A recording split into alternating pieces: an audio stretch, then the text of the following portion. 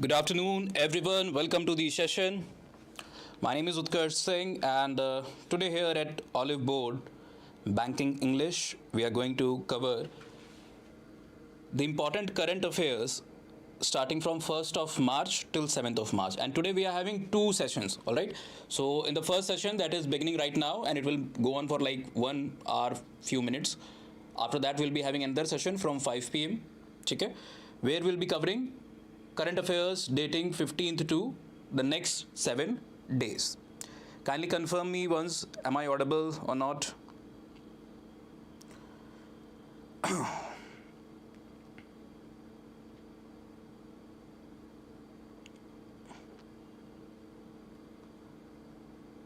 Just a second.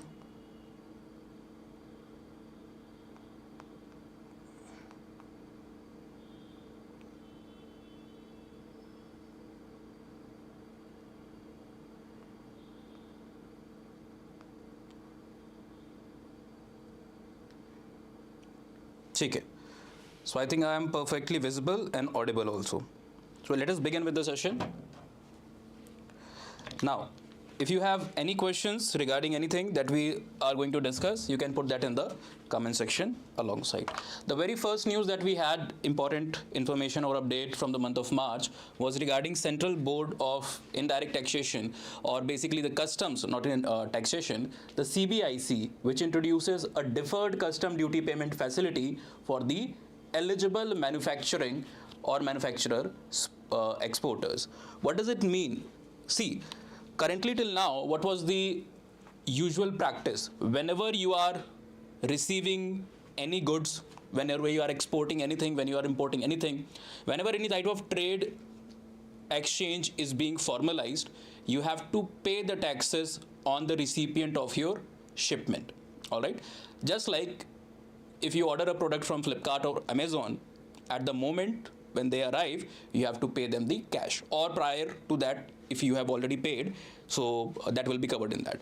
But here, in order to immediate the process, in order to make process more swift, all right, and save a lot of time, and also to generate cash flow for the companies, manufacturer in India, the CBIC has deferred its norm. So it is like a system where now you can get the shipment, you can clear the imports from the docks, from the ports, and then later you can pay. So it is take it now, pay later.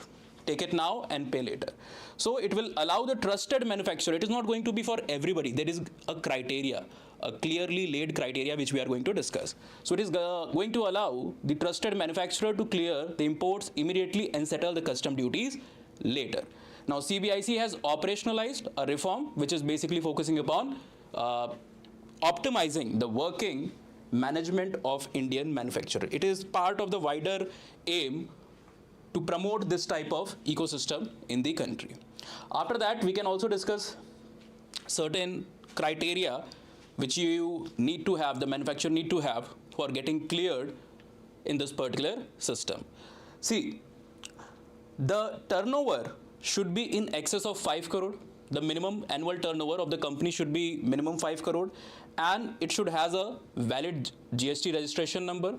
There should be no history of prosecution under indirect tax laws, and also financial solvency for the preceding 2 years. If your background is extremely white and clear, there is no black spot as far as the trading history of your company is concerned, and your turnover is in excess of 5 crore, then you can basically be categorized as this trusted manufacturer, and you can clear your shipment immediately. In order to smoothen things further, there is also an online platform, because government is trying to integrate everything as part of the digital infrastructure. So for that, we also have a platform which is called as IceGate portal, Indian Custom Electronic Data Interchange Gateway. Okay, where these manufacturers, these trusted partners can clear their dues on a monthly basis. Okay, for example, your shipment has arrived on the dock, on the port, you have taken it, you have cleared it, all right, you do not have to pay immediately any amount, any tax, any custom duty. Later on this particular portal you can pay it. I hope I'm clear. Okay. Now, the timeline also is mentioned here, effective from 1st of April 2026 until a time period of 31st March 2028. So, a 3-year window here is available for these trusted partners. Also, let us try to understand few of the terminologies and static GK related to this, because in examination, most of the time if the static question is going to come, it is going to be interlinked with the dynamicity, the current affairs which are in news, things which are in news, places, people, events or products, etc. Okay? Chaliye. So IceGate we have already discussed. It is a national portal of CBIC that provides e-filling services to trade and cargo carriers. About CBIC, it is part of Department of Revenue under the Ministry of Finance. It was renamed from CBEC. Earlier the name was Central Board of Excise and Custom. Then it was renamed as CBIC. Okay? Chaliye. During the time period when the GST implementation was being done. Next news is PM Modi has recently launched a nationwide HPV vaccination campaign and development project which is worth more than 17,000 crore in the state of Rajasthan, specifically in the city or the district of Ajmer. Okay? So it is going to target specifically the girls of age 14, all right, who have completed the age of 14 but are not yet 15 years of age. So vaccination is going to be administered. Why? Because there has been multiple researches which has linked the cervical cancer to the prevalence of this particular infection. So a massive health initiative is being undertaken for all the 14-year-old girls in order to prevent this cervical cancer, combined with critical infrastructure expansion in a lot of regions which are in Rajasthan. Okay? Now the name of the vaccine is Gardasil 4. This can also be directly asked in the question.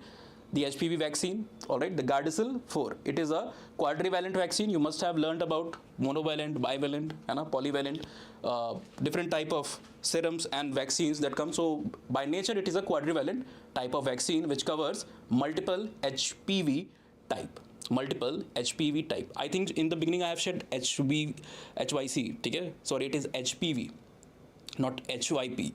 So it covers 6, 11, 16 and 18, all the different type of HPV manifestations. Talking about the dose, there is a single dose, a 0.5 ml dose, which will be delivered via IM injection. IM is intramuscular. Okay? I hope you do know various modes of administration of injections, injectable products, vaccines, etc. It can be intramuscular also, and it can be intravenous also. The efficiency and the nature all depends upon the mode of administration of these type of injectable product. There is also a digital platform for the same, which is called as UWIN platform. Just like during COVID, we had that COVID platform from where you can download your certificate that you have been administered both the doses or all the doses of COVID vaccine.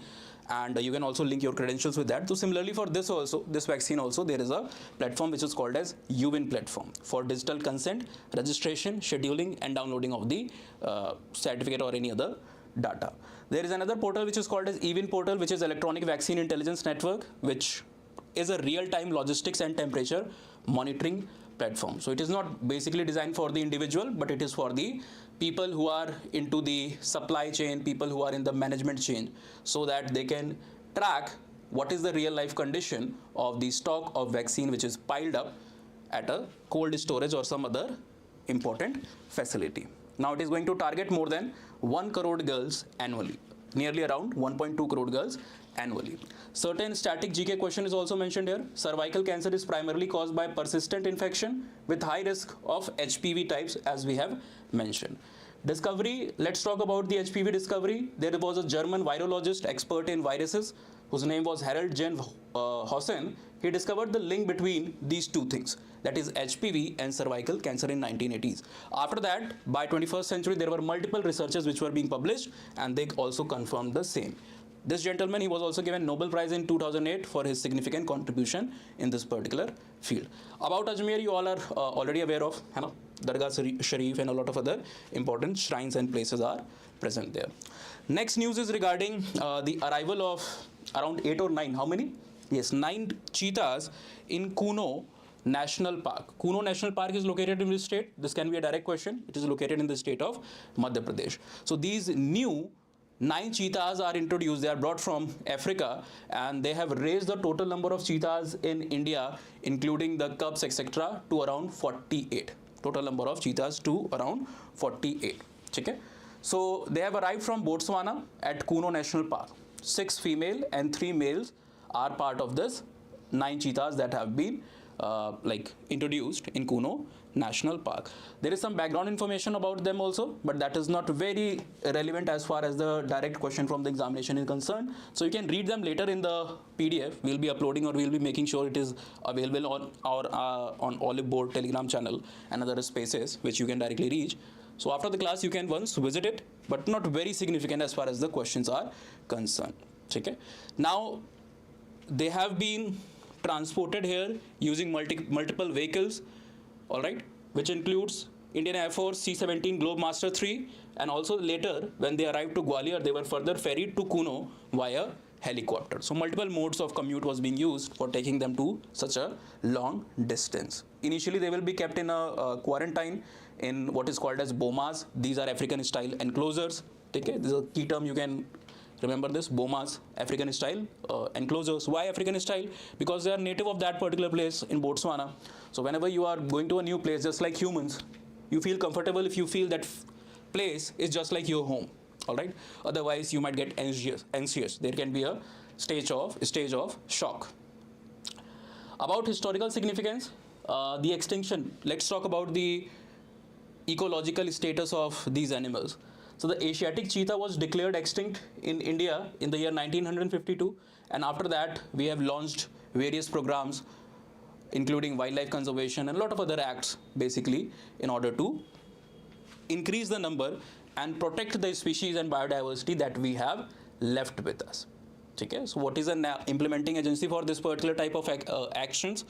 It is National Tiger Conservation Authority, which is called as NTCA, which is a statutory body under the 1972 Wildlife Protection Act. Chaliye. Moving forward, GAIL, the Gas Authority of India Limited, has recently approved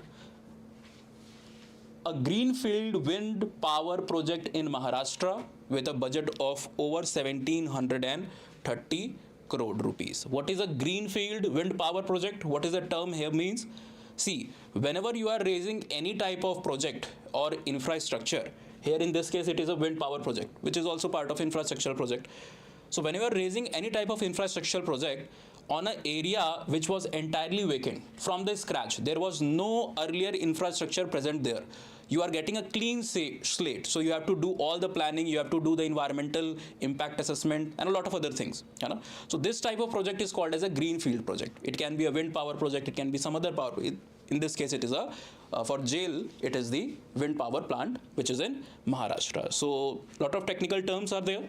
You need to remember greenfield, then the location of the project which is in Maharashtra, the body or the company, GAIL, which is involved here. All right. Most of these companies are very important because they form the list of Navratna and Maharatnas in India. I hope you do know the 14 Maharatna companies which are present in India. And it is a homework. Those who know the names of all the Maharatnas, write them in the comment section. Try to write them in the comment section. If you do not know all the names, try to name a few which you all are already aware of. And this will be a part of your homework. Try to find out the criteria how a company gets the status of a Maharatna. This is a status, you know, for that the basic criteria is you have to be already a Navratna company. Then only there are certain other statistical, you can say, criteria owing to which you can achieve this particular status. So as I have mentioned, this is a Maharatna PSU public sector undertaking, and it has taken a major steps towards the target of achieving net zero by 2035 by doubling its wind energy capacity, with a new 178.2 megawatt project. Now talking about the implementation, this type of project is called as the lump sum turnkey project. What is a LSTK type of project or a lump sum turnkey type of project? Here the contractor basically promises you that the project is going to be completed for this much amount in this much time period, and you will be handed over the project on so and so date. Okay? If the cost or the budget of the project due to any reason increases, that loss or that expenditure is going to be borne by the person who is the contractor. Okay? So for example, if I move to a contractor, I say I have to launch this project, the contractor thought that the cost of the project will be 8 rupees and I will be charging 10 rupees, 2 rupees will be my profit. Okay? He promised that he will be handing over project to me on so and so date in 10 rupees. Okay? But due to some reasons, some delays or some other issues, the project cost reached 10.5 rupees or 11 rupees. That one extra rupee is going to be paid by the contractor. So this type of project is called as the LSTK or lump sum turnkey project. So yes, Shalia. So this was another important update here. Next update is regarding JK Cement, which has recently inaugurated state-of-art 3 MTPA grey cement grinding unit in Buxar, Bihar. Okay. Buxar is a very famous place. You must have heard about Mir Qasim. You must have heard about the Bengal history, the Nawabs, all right, the Battle of Buxar. So here, JK Cement, which is one of the largest cement companies in India, it has recently launched this 3 MTPA project for grey cement grinding. There are 2 types or categories of cement. First is a grey cement, the other is a white cement. White cement is mostly used as a grout, mostly in aesthetic appealing architectural development, whereas the grey cement variety, which we are using in the daily life construction, it is more economical, and it is having a more, you can say, strength of consolidation as compared to the white cement. Okay. Chaliye. So this localized manufacturing unit to support Bihar's, it is not going to only help JK Cement, but it is also going to be a major infrastructure update for Bihar to promote rapid infrastructural growth in that particular region. And it has been inaugurated by Mr. Samrat Chaudhary, okay, who has recently been elected as, I think, 21st Chief Minister. You can check the number. He has been elected as the 21st Chief Minister of the state of Bihar. Investment amount is 500 crore. The capacity, as we have already mentioned, it is 3 MTP. That is million tons per annum. Million tons per annum. Now, what will also happen? What will be the impact of the project? This is related towards the bottom. It is going to shift the processing or grinding from Prayagraj, which was the earlier location, to Bihar itself. Now it is going to be done in Buxar, Bihar itself. So it is going to save a lot of time and money also. Why money? Because logistics supply chain won't be required that much. Okay? For transporting this huge amount of material from one state to another state, definitely there is a cost. Although Prayagraj and Patna, Buxar, they are not very far from each other. UP, Bihar are adjacent to each other. They are sharing borders also. But still, for this huge amount, there is definitely significant cost of logistics which is involved. Next is regarding Varanasi has set a new world record of planting more than 2.5 lakh saplings in a single hour. Within an hour, they have planted almost 2.5 lakh saplings. Earlier, this Guinness Book record was with China, which planted around, I think, 1.5 lakh, 1,53,54,000 saplings. There is a province in China, that is Henan province. This was having this record for around 8 years. They achieved this Guinness Book record in 2018. So currently in Varanasi, under the Namo 1 urban project, this record has been broken. Okay.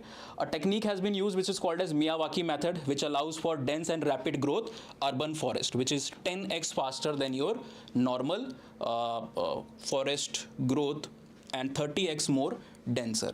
Now when the growth will be achieved, it has been estimated that there will be a revenue generation of around 7 crore rupees per year.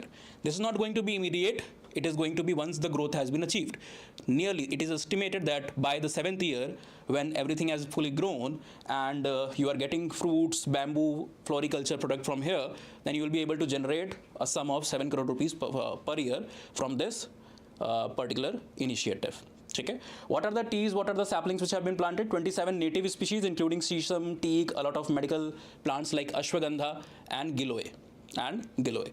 Now you'll see that the complete layout was a 16 sector, which was named after a famous ghat, which are named after famous ghats of Kashi.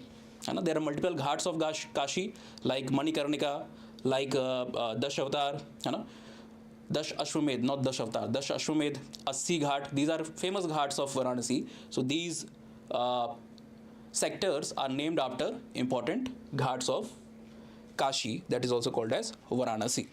Next is Sarvam AI has recently partnered with SBI Life to deploy multilingual AI at national scale.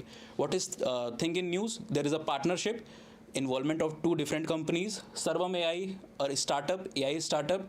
It was also part of the AI summit which was held in Delhi in the beginning of this particular year, where the Galgotia all scandal happened. So there were certain good companies also which were presenting their product, but it is human tendency to see the dark side, negative side more clearly than the positive of anything. So Sarvam AI was also present there, and SBI Life, I hope you do all know, SBI Life is basically the life insurance vertical of State Bank of India. So they have partnered and they have deployed multilingual AI national, which is going to provide instruction and servicing related to policy and other aspect and product of SBI Life in 11 different indigenous Indian languages. Okay? For example, if you are not able to understand anything, any policy product, any term in the policy jargons, etc., this particular model is going to help you. So initially 11 languages have been incorporated, later more languages are supposed to be integrated. 2 core platforms are involved here. First is a Samvad, which is a conversational AI. You can directly ask questions in multiple language, which are 11 current languages are used here. And the other is Arya, which is a multi-agent orchestration. Okay? Chaliye, any other thing? Sarvam AI was selected under the India AI mission, and it has received a significant funding of roughly around 250 crore rupees as a support to boost these type of startup ecosystem which are doing good, specifically as far as the AI development, R&D, cutting edge technology is concerned. Now this is sovereign AI. I hope you do understand what the sovereign AI does mean. It is the capability of a nation to develop and deploy and govern the AI system entirely within its own jurisdiction without the involvement of anybody else. So this ensures the data is protected, it is secure, and also a linguistic relevance is to be added there, because there are multiple linguistic families in India. So we have to ensure that our ecosystem is more indigenous rather than more global. We have to go global and local at the same time. This would be our approach. Next news is regarding Sri Lanka's first blue bond, which has been dually listed on NSE-IX at Gift City. Firstly, let us talk about what is this blue bond, which has been the first, which is being called as Sri Lanka's first blue bond. Blue bond is basically a debt instrument. Bond, I hope you do know, it is like a loan. So it is a specialized type of debt instrument which is basically raised. This capital amount is basically raised for marine and ocean based project. For example, if you are trying to develop or raise amount for fisheries, development of fisheries, water security, etc., water related infrastructural project. So for that, any money which is raised is called as blue bond. Okay? So technically it is by nature it is a debt instrument. All right. If we talk about the first country to have achieved this feat, that was Seychelles in 2018. It was the first country around 8 years ago to have issued the first sovereign blue bond. Now the listing is basically on NSE's international exchange, which is NSE-IX. All right, you all know NSE, that is National Stock Exchange based in Maharashtra, Mumbai. So there is a international wing of it which is called as NSE-IX. Okay. Now there is a difference. NSE is based in Mumbai, whereas NSE-IX is part of the Gift City in Gujarat, Gandhinagar. Okay. Primary listing will remain on the Colombo Stock Exchange, which is called as CSE. The two bodies which are involved here in signing of this particular memorandum of understanding are CSE, that is Colombo Stock Exchange, and NSE-IX. Okay. NSE-IX, as I have mentioned, it is a subsidiary of NSE operating within the framework of IFSC, that is International Financial Service Center in Gift City.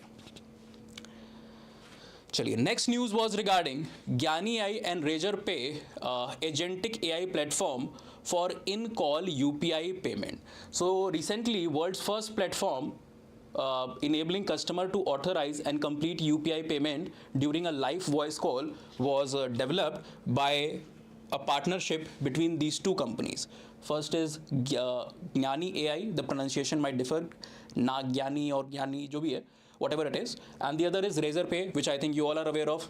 It is an entire payment ecosystem. It also provides payment gateway services like PayUmoney and a lot of other companies operating in the similar vertical. So they have cooperated to develop what is called as world's first platform, which enable you to authorize and complete a UPI payment simultaneously when you are on a live voice call. Think of it as I am on a live call with you, and at this very moment I am transferring some money into your account. or it can be vice versa also if you want. Okay? But jokes apart, this is going to be a huge feat as far as the technological innovation is concerned. Chaliye. Next news is regarding Jio Finance launches AI-powered mobile app which is called as FinSider. So what is FinSider? It is a hyper-personalized financial marketplace for Bharat that uses 15 AI agents and decision engines, around 70 decision engines. There will be a dynamic UI where no two users are going to see the same home screen. For example, whenever you are opening, let's say, website of a simple company which is operating at a very small scale, or any very normal, you can say, application, okay? Mostly the home screen that you are seeing, it is going to be very same or similar to what the other person opening the same app is going to see. But here the home screen will differ from different people. The layout depends on individuals' context. For example, what are your needs? What is your behavior as a user? What is your behavior? What products are you more interested in? What services you often do use? For example, let's suppose if the same thing is integrated in Paytm. So if you open Paytm application, Paytm offers a lot of services. You can book your LPG cylinders with Paytm. You can do payment UPI transfer with Paytm. You can book movies. Earlier you used to book movies. Now there is a different app or something like that. So you can book movies earlier, and a lot of other things. So depending upon what is the user behavior, what products are you more interested and more closely associated with, they are going to be shown as soon as you are going to open that particular application. Now this particular marketplace, the FinSider mobile app, is going to have 50 plus third party partners who are going to offer loans, insurance, mutual fund and UPI. So it is a financial technological innovation all at one place. Okay? Now the status is that this has been signed by the subsidiary of Jio, which is Jio Financial Services Limited. Okay? This is also categorized as a NBFC, non-banking financial company, and it is also having a status of NDSI. What is NDSI? It is non-deposit taking and it is systematically important company. It is categorized by RBI as a NDSI alongside a NBFC. NBFC is the nature of it. It is a non-banking financial company. But alongside it is also ND, non-deposit taking and systematically important. Okay? Chaliye. Moving to the next news. This is regarding President Draupadi Murmu ji launching recently 4 welfare schemes in New Delhi as part of the Shashakt Nari Samriddh Delhi theme, or you can say program. What are these individual schemes? Firstly, Delhi Lakpati Bitiya Yojana. It is a revamp of the earlier Ladli scheme, of which you must have already have heard. There is going to be a deposit of more than 61,000 rupees, and it is going to be in stages based upon birth to graduation. Your educational achievement, educational feat and your birth is going to be used as a marker here, and it is going to mature. This amount is going to mature to the amount of around 1 to 1.25 lakh when you are going to reach the age of 21. Okay, when the girl is going to reach the age of 21. It is not for everybody. It's not for like guys. Second is Saheli Pink Smart Card. It is just like a metro card. You must have always seen it. It is issued by NCMC. It is like a NCMC based card, and it is going to offer free travel to the women in Delhi who are traveling on DTC buses and also local partner buses. Okay? Next is Meri Punji Mera Adhikar. It clears long pending Ladli benefits of over 100 crore rupees, which will be directly transferred to the accounts of more than 40,000 girls who are resident of Delhi. So this is a DBT based scheme, that is direct bank transfer. Amount of 100 crore is going to be transferred. Not everybody is going to get 100 crores. It is going to be transferred. It is going to be distributed among 40 plus thousand girls of Delhi. Last is free LPG cylinder, where every financial, because LPG has been traditionally associated with the household chorus, and household chorus has been associated with women, because traditionally it has been looked like females are always taking care of the home, but today it is not the reality. Females are also in different sectors, banking, aerospace, financial, all the sectors they are working. But this scheme is also going to help a lot of women who are part of a household. What is going to be done? There will be 2 cylinders given to you per year on 2 important occasions, that is Holi and Diwali. Okay? Chaliye. Next news is regarding IIFL Finance, which has launched Suvarna Dhara Gold Loan. Suvarna Dhara Gold Loan. So what it is basically a gold loan scheme. The idea of this particular scheme is to provide instant flexible loans up to 50 lakh rupees for MSMEs also, that is micro, small, medium enterprises, and also to individual borrowers. The complete loan amount can be, the range of the amount can be 1 lakh or it can be 50 lakh. The interest that you are going to be paid depends upon what is the amount of the loan. So the greater the amount of loan, the lower will be the interest.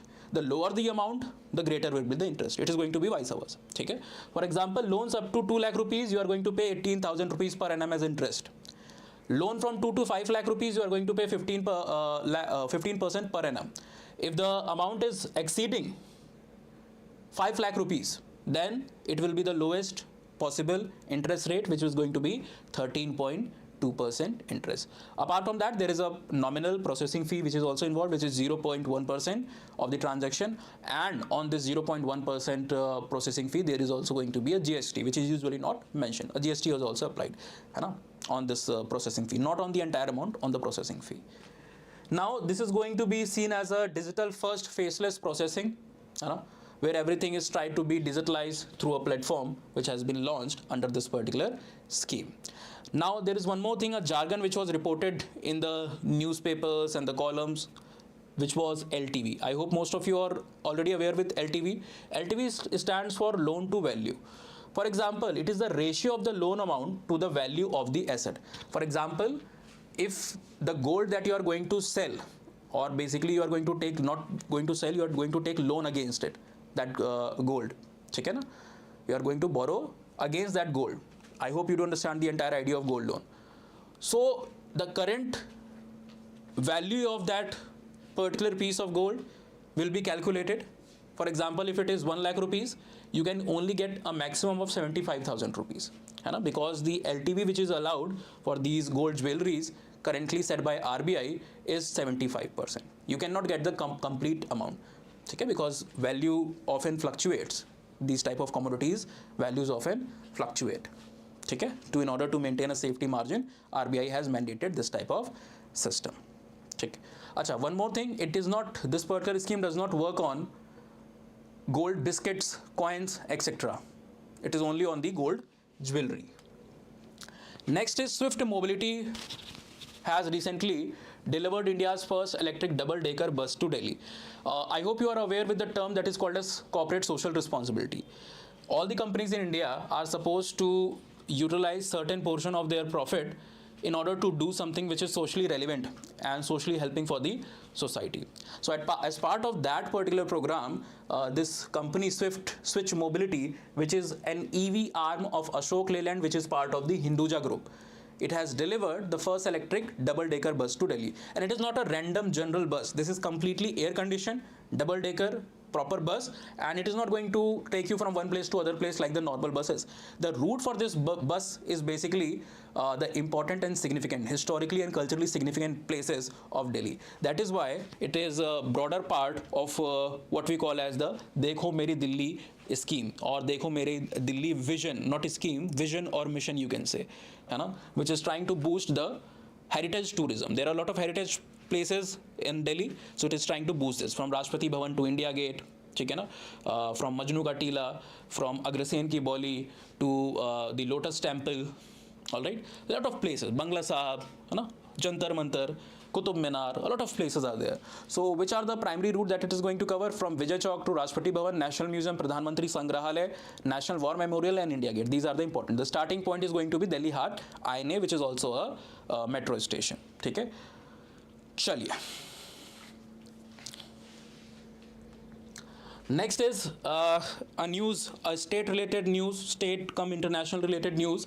Assam has exported the first ever consignment of a GI tagged Carby analog ginger to London. Okay? In fact, two things were simultaneously in news. First is Johor rice, which was being sent to UK as well, and the second is this ginger, which was. These both are the GI tag product. I hope you all are aware with what is a GI tag.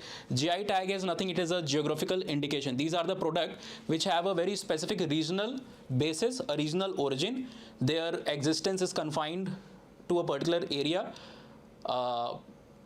And they also have certain special properties or feature, which can be, if it is a food related stuff, it can be aroma, it can be like texture, it can be taste, and any thing related to it. But these things can be extended to anything. It is not always edible things. It can be fabric also, it can be handicraft also, it can be anything. Okay. Chaliye. So Krishi Bhavan in Guwahati has sent this consignment. The quantity is 1.2 metric ton, and the product, that is the Carby Anglong ginger, it got the GI tag in 2015. All right. Now talking about ginger, India is the world's largest producer of ginger, which is a key ingredient here. In the region of Carby Anglong, this is a tribal intense region. This is part of the 6th schedule. It is the autonomous district as part of the 6th schedule of the constitution. The article involved here is 244(2). You must be aware of this also. Okay? These type of places have regional autonomy. The general rules of parliament are not applied here automatically. Okay? Why? Owing to their unique cultural and historical context. Okay? We give them certain regional autonomy. It is present with a lot of states of Northeast, whether it is Assam, whether it is Tripura, whether it is Mizoram, okay, or whether it is Meghalaya, Nagaland. They all are covered, if not in 6th schedule, then in some other article like 371A, etc. I hope you do understand. Chaliye. Now it has two key varieties, this particular ginger. One is the Nadia variety, it is less fibrous and having higher yield. The other is the Isole variety, which is higher in essential oils and it is more aromatic, used also for medicinal purposes. Okay. The facilitator who is going to facilitate this type of export, the key concerned body is APEDA. The full form of APEDA is Agriculture and Processed Food Product Export Development Authority. It was established in the year 1986. Alongside APEDA, another body has facilitated this particular export or consignment, which is Nexton Foods Private Limited. Okay. Chaliye. Let's have certain static knowledge and information about the GI tag. As I've mentioned, the full form of GI tag is Geographical Indicator, and it has been introduced through the Geographical Indications of Goods Registration and Protection Act of 1999. The nodal agency is GI Registry, which is based in Chennai. The ministry concerned here is Ministry of Commerce and Industry. GI tag, which is given to a particular product, has a validity period of 10 years, but it can be extended and renewed also. Okay? First GI tag in India was Darjeeling tea. It was the first product to get this particular thing, all right, in 2004. About the APEDA also we have mentioned a lot of details. Headquarters in New Delhi. It came into existence through APEDA Act of 85 and it was formally operationalized in the year 1986. Carby Anglong region, as we have mentioned, it is autonomous district under the 6th schedule, which provides it regional autonomy pertaining to a lot of areas of general administration and cultural administration. Next news is regarding Deepak Gupta Sahab has recently been appointed as the chairman and managing director of Gas Authority of India Limited. We have heard about GAIL earlier also. Again, another news. GAIL it is a Maharatna company. It was established in the year 1984. Full form is given there. It is a public sector undertaking. The nodal ministry is MoPNG, that is Ministry of Petroleum and Natural Gas, under which it basically operates. Talking about certain general fact pertaining to this particular news, India is having the largest natural gas transmission and marketing network, and this particular company, that is GIL, is the largest natural gas transmission company which operates in India. The complete operational network is more than 20,000 kilometers. Okay? Headquarter, like most of these type of government and PSU bodies, is in New Delhi only. I've always mentioned that most of the financial bodies are based, if they are formed around from 1950s to 2005-6, they are based in Mumbai. Second can be Calcutta. Okay? 75 to 85% in Mumbai, 15 to 25% at times in Calcutta. Nowadays, a lot of new financial institutions are based in Gujarat also. But all the type of ministries, headquarters, PSUs, and all these type of bodies are primarily based in New Delhi. Most of the times you'll see this. Now, next news is Scotland has become the first nation to legalize what is called as water cremation. Every culture has their own way of saying goodbye to the dead people. Some of them burn the bodies of the person who has died. Some of them prefer to bury it. So in most of the methods, specifically burning, the proper cremation that takes place, there is a lot of emission that is being generated. It is not an environmental friendly practice. So this Scotland became the first UK nation. It is not the first nation in the world. In UK it has become the first nation which has allowed this water cremation that is called as alkaline hydrolysis. There are other names to this particular thing also. We have discussed this in one of our other video as well. Now let us understand the mechanism. Firstly, the body is placed in a steel chamber, a pressurized steel chamber, and then 95% water and 5% of an alkaline, mostly potassium hydroxide, is added in this stainless steel chamber. Soft tissue starts to dissolve within a time period of 3 to 4 hours at a temperature of around 150 to 160 degrees Celsius. And after this particular time, you will be left only with the bones of the individual. Soft tissues is going to dissolve completely. These bones are going to be handed over. If they are going to be in fact converted to the powder form also. They are pulverized, they are dried and pulverized into white powder, the ashes, and then they are going to be handed over to the family of the particular person. In fact, the remains are 38% more than what we get in the natural cremation or traditional cremation method. What is the benefit of this? It produces hardly 1/7 of the CO2 of the traditional cremation. The production of CO2 is very less, so it is more eco-friendly process. Okay? This particular technique was patented by Amos Herbert Hobson in 1888. Firstly, it was applied on the animals, not directly on humans. Chaliye.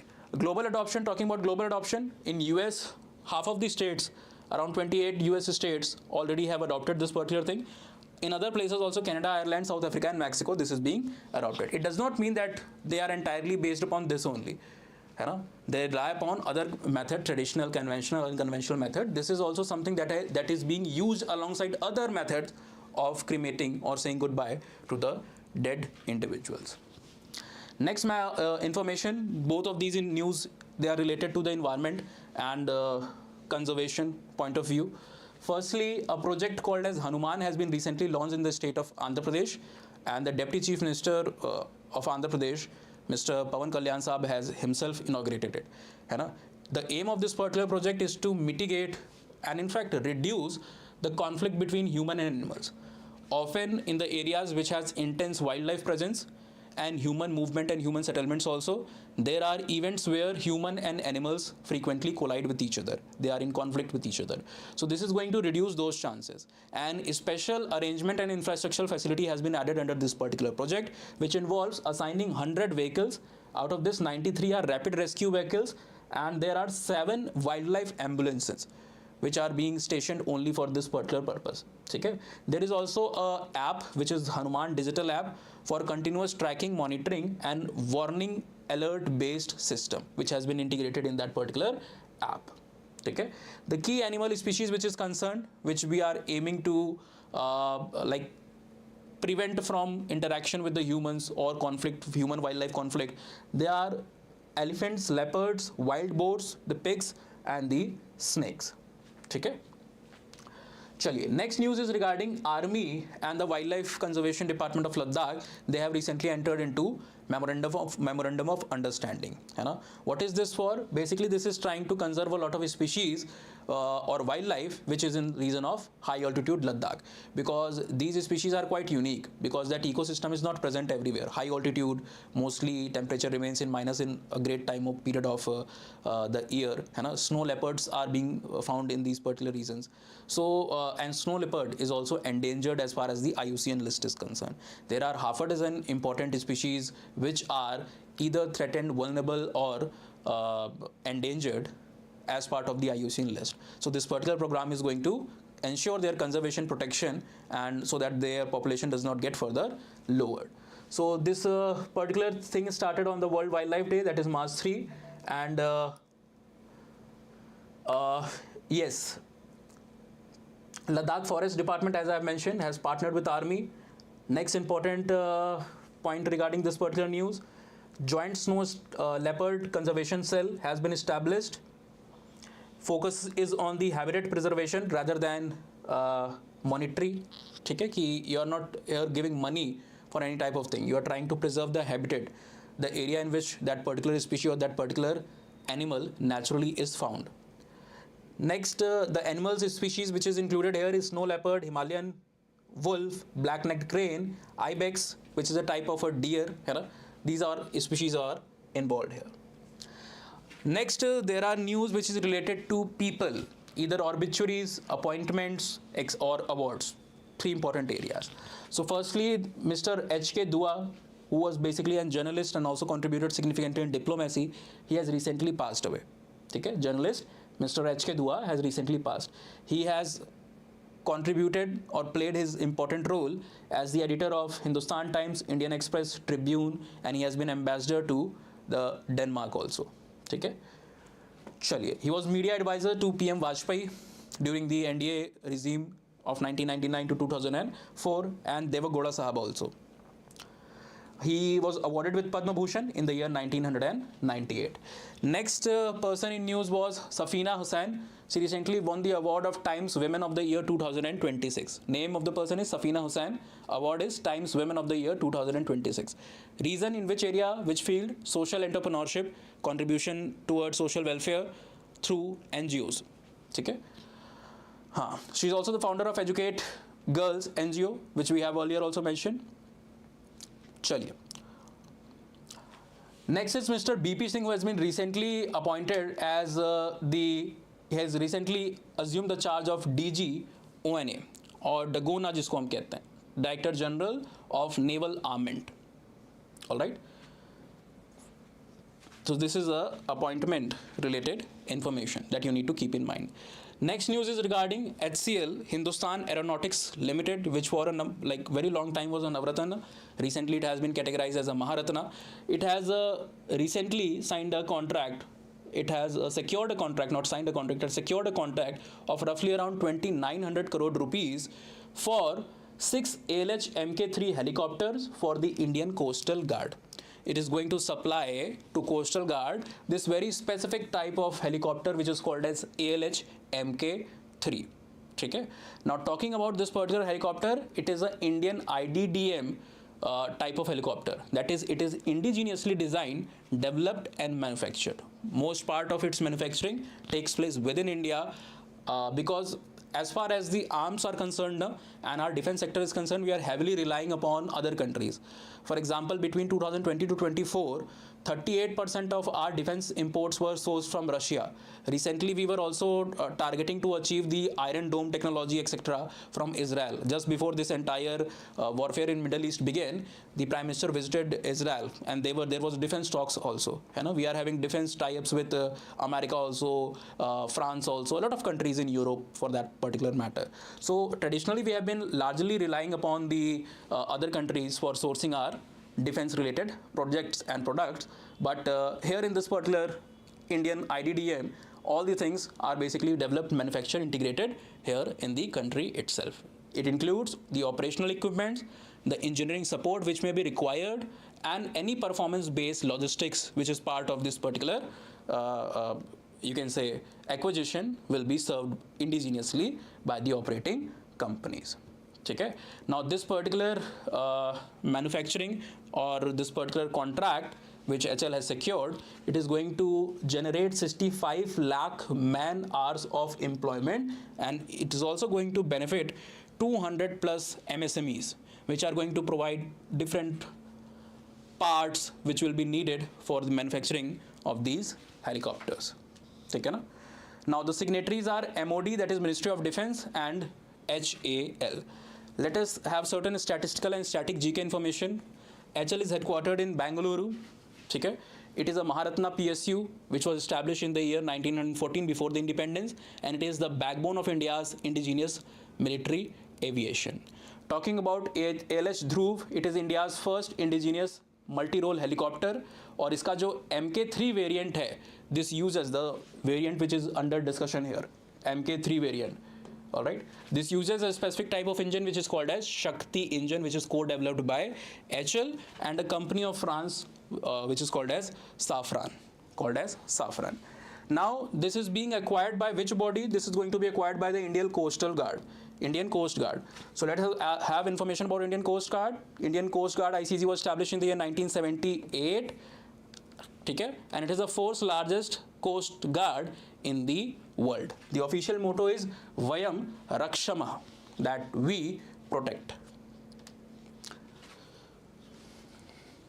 Next information is Shivraj Singh Chauhan, who has recently launched or announced the overhaul, complete shift, turnover of seed and pesticide laws which were there in India. Okay? So he has introduced the Seed Act, which is going to replace the earlier 1966 Act. This particular new Act is going to have a QR code system. That is, farmers who rely upon seeds, they take it from the vendors.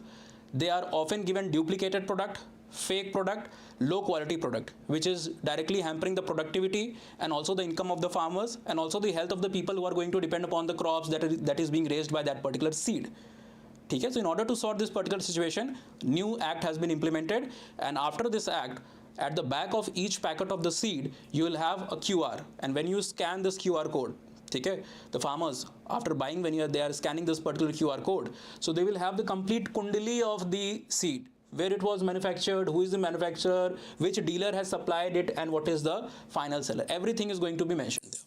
Quality, etc., certification, everything is going to be done there. And for this, they have also designated a portal which is called as the Sathi portal. The full form of Sathi is Seed Authentication, Traceability and Holistic Inventory. This is the full form of Sathi, a platform where everything is going to be integrated. Acha, there are stricter regulation and fines also which are imposed. For example, if anybody is found going against this particular legislation or breaching this particular norms of this particular act, earlier they used to pay 500 rupees as a penalty or a fine because it was a very old law, 1966. Now with the recent update, this penalty can raise up to 30 lakhs depending upon the severity of the crime that you are doing or the mismanagement that you are doing. Okay? There is also provision for imprisonment up to 3 years. So stricter laws are supposed to prevent it. Now let us side by side compare both the legislation, the earlier legislation 1966 and the current legislation. Earlier legislation was more public sector driven, part of the green revolution era, new adoption in 1960s. The new law is private sector led and it is technologically more advanced. It is integrating platforms like Sathi, etc. in order to further smoothen and make things efficient and secure. Traceability was minimal. Who is selling what? It was difficult to trace who was the seller, who was the manufacturer, who was the producer, who was the last person in the chain. Entire supply chain cannot be traced. Here the entire supply chain can be traced to the QR code, which will reveal the entire kundali or the history of that particular seed packet. Penalties were very minimal, as we have discussed, 500. Now the penalties are very high. Monetary wise also, and imprisonment provisions have also been added. Accountability was hardly there in 1966 Act. Now this has been further uplifted with the new implementation. Let us see how many more news we do have so that we can escalate things accordingly. All right, we are perfect on time. Only 3 news are left and we do have almost a time period of 7 minutes. Let us discuss each news in around 2 to 3 minutes. Why? Because at around 5 p.m. we are going to begin the session for the next week also. All right, and on Monday, Tuesday, that is tomorrow, day after tomorrow, the remaining 2 weeks of March are going to be covered, and immediately after a break of a couple of days, we are going to start with April and then May, because we will be by then in May. So these current affairs were not there on the YouTube, so I have tried to consolidate that. And once we are done with this, I am going to bring a specific MCQ session also based upon current news and the PYQs, specifically designed from the pattern that recently banking examination has seen. So stay tuned with the channel, join our Telegram spaces. If you have any doubt, do ping them in the comment section. We will be happy to answer. Okay? Chaliye. Next news is India's first riverine lighthouse to come up on Brahmaputra, that is National Waterway 2. What is a riverine lighthouse? There are 2 types of lighthouse. One is internal, one is external. Like those lighthouse which are on the source of the sea, है ना? Source of the sea, they are the non-inland or the coastal lighthouses. But if you have the lighthouse internally in an inland area, not on the source, on river, lakes and important water bodies, domestic water bodies, apart from sea, so that is called as inland. So this is going to be the India's first inland river lighthouse, which is going to come upon the river Brahmaputra. So foundation stone was being laid, and total of four modern lighthouse together are going to be provided on this particular river. Okay, location is given here, Brahmaputra river, and this is part of the National Waterway 2, located in the state of Assam. Okay, the key figure or person who is involved here was Sarbanand Sonowal, who is the Union Minister of Port, Shipping and Waterways. Executing agencies include DGLL, that is Director General of Lighthouse and Lightships, and the Inland Waterways Authority of India, that is IWAI.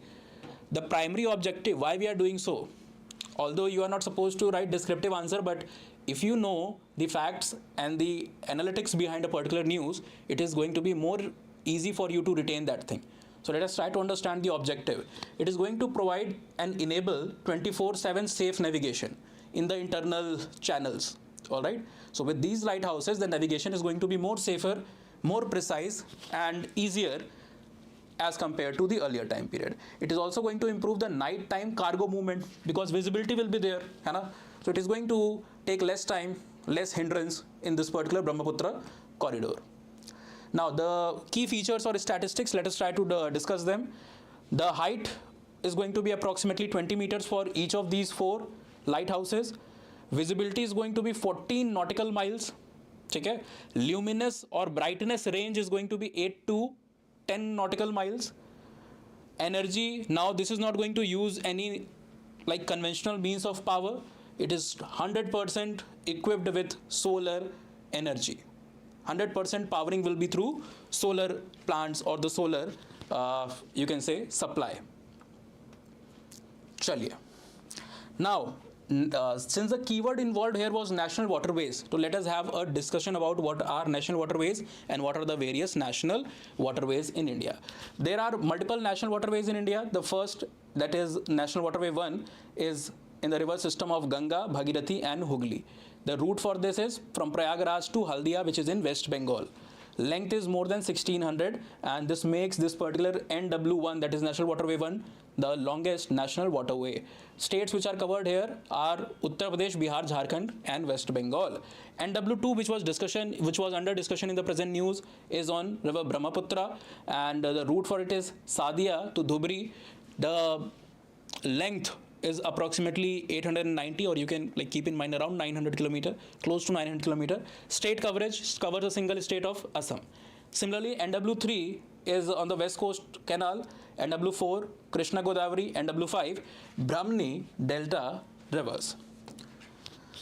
Moving to the next and the last news under consideration, which is three news which we have combined them together because direct factual questions can be asked. See, we have recently tried to solve the ethnic problems in the society. A lot number of times the tribal in the societies feel disconnected, and according to 2011 census, the total population of scheduled tribe in India is 8.6%. Currently, if the census data will be launched, the number is going to be in excess of 9%. So there are more than 9% scheduled tribes in India, and they do not cover all the tribes because a lot of communities are there who think that they are tribal, but they have yet not got the status of being called as a scheduled tribe under Article 342 of the Indian Constitution. So actual number might be around 10 to 12%. That makes around 15 to 18%, 15 to 18 crore of population. If we talk from today's perspective, and they often feel disconnected, that their participation, their sports, their culture is not respected enough, their language is not respected enough.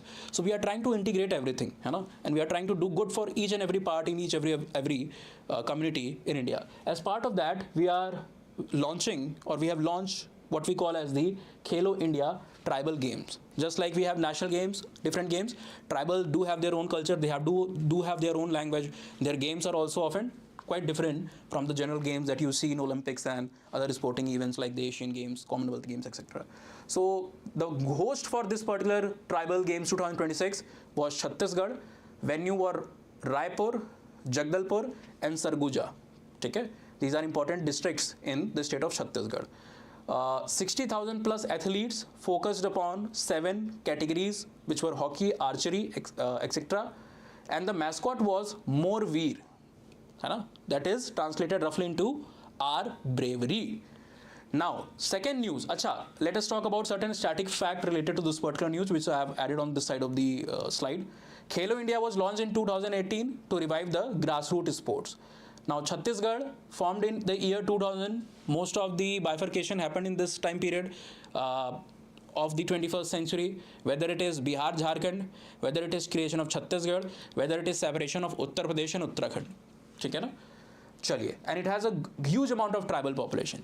All these states, Jharkhand, Chhattisgarh, Odisha and Madhya Pradesh, these are 4 states which have the highest density and highest population and the highest number of scheduled tribe PVTGs in India. Okay? Chaliye. Now the regulating authority is SAI, which is Sports Authority of India, which was established in the year 1984, easy to learn when Indira Gandhi ji passed away. Alright, Prime Minister Indira Gandhi died in the same year. Now next news is regarding SEBI has launched a new system or a new application, which is called as a new tool, rather you can say, which is called as Sudarshan AI. You must have seen a lot of fake fin influencer or the self-acclaimed fin influencer trying to manipulate the audience, young individuals, into investing in option trading and a lot of other things which are like equivalent to gambling. Okay? For example, stock market investment through a proper plan is always something which is a healthy thing. If you are investing in a company, if you are following the data sheet, if you are following the credentials of the company, if you are seeing the quarterly annual results, the balance sheet of the company, what is the PAT, what is the EBITDA, what is the shareholding, is the share mostly held by stronger hands like the FIs, the DIs, a major institution, okay, HNIs, or is the most of the wealth consolidated in the hand of public, which are considered as a weaker hand, because any event of fear they are going to release their holding and they are going to run away, which is going to result into. So this type of investment, a planned investment, is always a nice thing. But in trading in option, it is like mostly for a beginner who does not know anything about market. It's like a gambling thing of gambling. So a lot of fin influencers try to manipulate people, sell them courses, manipulate them that if you take part in our program, in our lecture, you give 1,000 rupees to us, we'll teach you how to make 100 crore rupees from 5,000 rupees.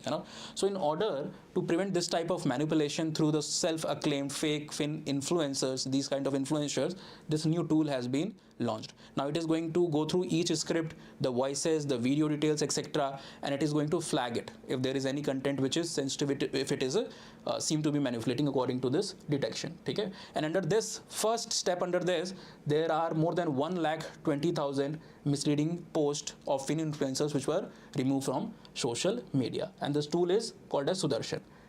It is an in-house AI for audio, video, text surveillance. It is going to monitor these things, okay, which will curb the very popular social media gimmick of get rich quickly by taking my advice. These type of things will be curbed. Now the bodies under discussion are SEBI, I think you are already aware, came into existence in 1992 by the SEBI Act. Other bodies, RIA, only registered investment advisors can legally give the actionable stock tips. If you are not registered entity, you are not supposed to give. You can like talk to your friends, etc., but you are not talking to a wider audience without having any type of credential. So for body or not exactly a body, a particular category, if you are categorized as a registered investment advisor, then only you can do so. Next is the headquarter is in Mumbai, Maharashtra.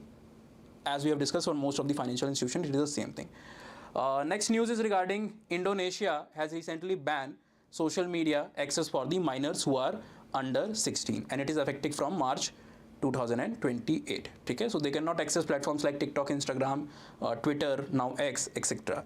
Rationale is they are trying to combat cyberbullying or mental health crisis, which they think is according to the social media use among young individuals who are continuously on the phone.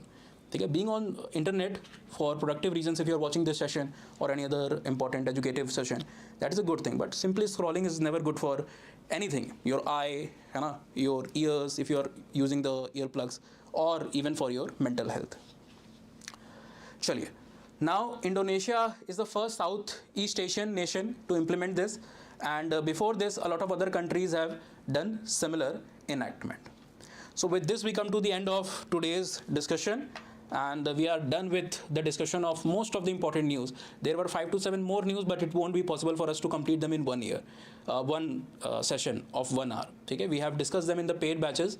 So if you are somebody who's seriously preparing, you can also join those batches also. Otherwise, we'll try to bring as many as lectures as possible here on this particular channel. If you have any doubt, any confusion regarding your preparation, do drop them in the comment section, and I'll be seeing you within 1 hour in the next section with the news covering all the important updates between 8th to 15th or 16th of March. So goodbye, take care, do like, subscribe, and share this particular video. Thank you.